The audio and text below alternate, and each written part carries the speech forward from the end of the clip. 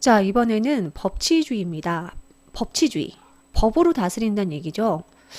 그러면 뭘로 또 다스린 적이 있을까요? 네. 그 전에는 법이 없기 전에 절대 왕정 생각해 보세요. 뭘로 다스렸어요? 법이 아니라 그냥 왕의 마음대로 다스렸죠. 법치가 아니라 그 전에는 인치였습니다. 통치자의 자의적인 권력 행사에 대항하여서 발생한 정치 이념. 근대에 이 법치주의가 등장을 하거든요. 근대에.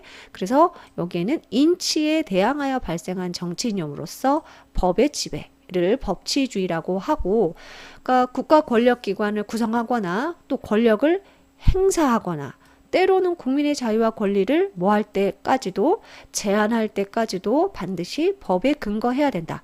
그러려면 당연히 법으로 권력까지 뭐한 기능이 있어요? 통제하는 기능까지 법치주의가 갖고 있다는 얘기예요.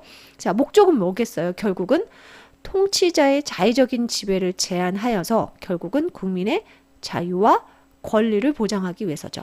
여기 이제 기본권이란 내용이 계속 나오는데 그냥 지금은 국민의 권리 정도로만 이해를 하시고 한두 시간 후에 기본권을 자세하게 살펴보겠습니다.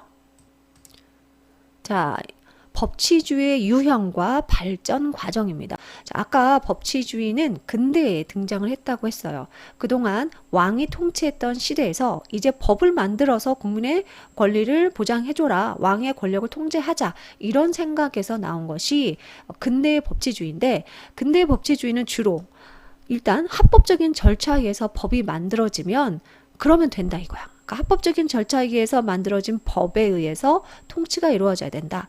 통치의 합법성을 강조합니다. 그러니까 절차에 의해서 어떤 형식을 잘 갖춘 법이라면 상관없다는 얘기야. 뭐가 상관없다? 내용이 어떻든 상관이 없다. 그럼 문제가 생길 수 있죠. 뭔가 절차를 잘 거쳐서 형식을 잘 갖춘 법은 만들었으나 그 내용이 국민의 자유와 권리를 해칠 수도 있는데 거기까지는 생각을 아직 못한 거죠. 하지만 뭐 이거 나쁘다고 할 수는 없어요. 왜냐하면 그 당시에는 절대 왕정이었기 때문에 이것만으로도 대단한 변화였거든요. 자, 여기 보시면 통치의 합법성은 갖추었으나 국민의 자유와 권리를 보장한다는 내용적인 정당성은 갖추지 못했어요. 자, 이게 문제점이 뭐예요? 내용이 정당하지 못한 이런 한계점이 있기 때문에 국민의 자유와 권리를 침해할 수도 있고 법으로 국민을 오히려 통제하는 수단이 될 수도 있다. 독재의 정당화 수단이 될 수 있다. 뭘로 통치한다? 법으로. 따라서 법에 의한 지배, 법은 통치자의 도구와 수단이 될 수 있고 이때는 악법도 법이다가 통하던 그런 시대였죠. 그래서 어떤 내용이건 법이라는 형태만 갖고 있으면, 형식만 갖고 있으면 다 되는 거죠. 법률 만능주의. 그 다음에 그 예로 수권법이 나와 있는데 우리 교과서 16쪽에 나와 있습니다. 여기에 보시면 독일의 수권법이라고 나와 있어요. 자, 수권이라는 것은 권한을, 권리를 준다는 의미거든요. 자, 그 1930년대 독일 상황이 나옵니다. 전쟁에서도 패배하고 대공황으로 경제도 아주 어려웠던 이 시기에 국민들은 뭔가 이 상황을 해결해주는 강력한 힘을 가진 지도자를 원했고 그때 등장한 사람이 바로 히틀러였는데 이 히틀러가 이 의회를 통해서 만든 법이 바로 이런 법입니다. 민족과 국가의 위헌을 제거하기 위한 법률. 의회가 이 법을 만들도록 했는데 그 내용을 보면 요 내용입니다. 자, 이 법률은 헌법에서 규정하는 절차 외에 정부도 법을 만들 수 있다는 얘기예요. 우리 법은 누구가 만들 수 있어요? 의회에서 만들 수 있는데 이 법을 통해서 보자면 정부도 법을 만들 수 있다. 일단 이렇게도 규정을 했고요. 두 번째는 그렇게 그러한 정부가 만든 법률이 뭐와 다른 규정을 만들 수 있다? 최고의 법률인 헌법과 다른 규정을 만들 수 있다. 그러니까 정부가 법률도 만들 수 있고 최고의 법인 헌법에도 다른 법을 만들 수 있기 때문에 법의 형태는 띄고 있지만 그 내용이 때로는 국민의 자유와 권리를 해치는 그런 내용이 될 수 있겠죠. 그래서 형식적 법치주의의 사례가 될 수 있겠습니다. 자, 그래서 여기 부분은 형식적 법치주의. 그럼 오늘날에는 이거 플러스 아까 뭐가 문제였어요? 내용을 잘 안 봤잖아요. 이게 문제죠. 그래서 형식이라든가 절차 당연히 중요해. 법의 형식이나 절차 당연히 중요하지만 그 목적과 내용도 잘 봐야지.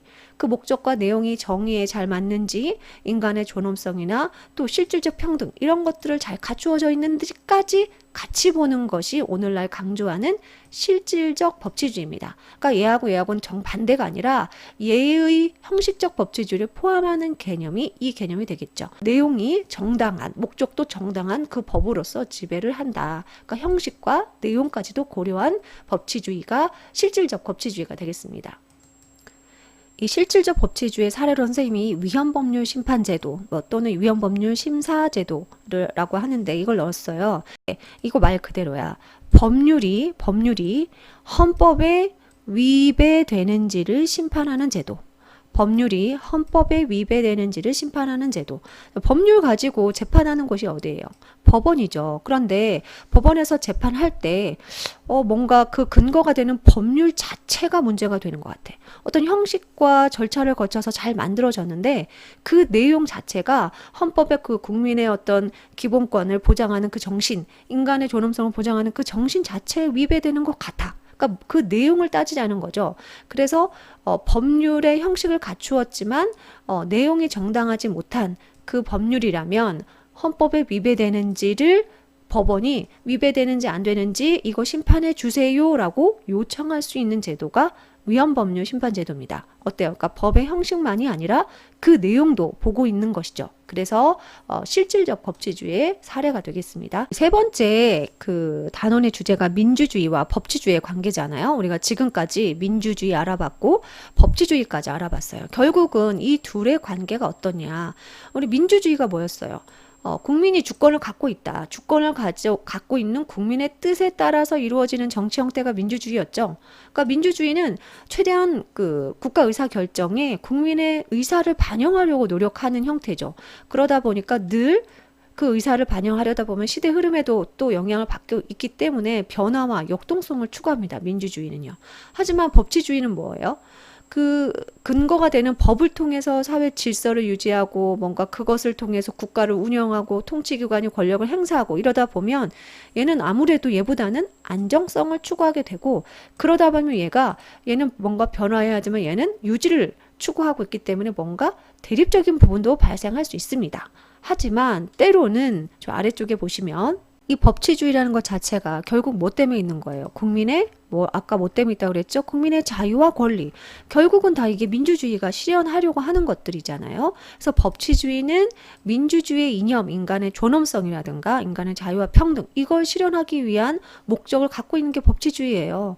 또 때로는 이 법치주의를 통해서 민주주의로 인한 다수의 형포도 견제할 수 있고 그러니까 법치주의는 민주주의에 이런 관련을 맺을 수도 있고요. 또 민주주의는 그러니까 국민의 의견을 반영하다 보면 시민의 어떤 정치 참여를 통해서 잘못된 법도 견제할 수 있고 사실 민주주의도 법치주의 틀 안에서 운영이 되는 거거든요. 이렇게 서로 영향을 주고 대립만이 아니라 상호 보완적인 관계를 맺고 있다.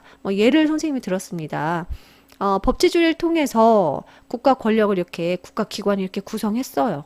그리고 나서 어때요? 이 국가 기관들이 국민의 의견을 모아서 민주주의를 또 실현하고 또 민주적인 요소에 따라서 국민의 의견을 모아 헌법을 만든 후에 또 국가기관을 이렇게 구성하고 그래서 민주주의와 법치주의는 상호 보완적인 관계로서 대립할 때도 있지만 결국 우리는 민주주의와 법치주의의 상호 보완적인 역할을 통해서 결국 무엇을 위해서 국민의 자유와 권리 확대를 위해서 이러한 보완이 필요하다까지 살펴보도록 하겠습니다.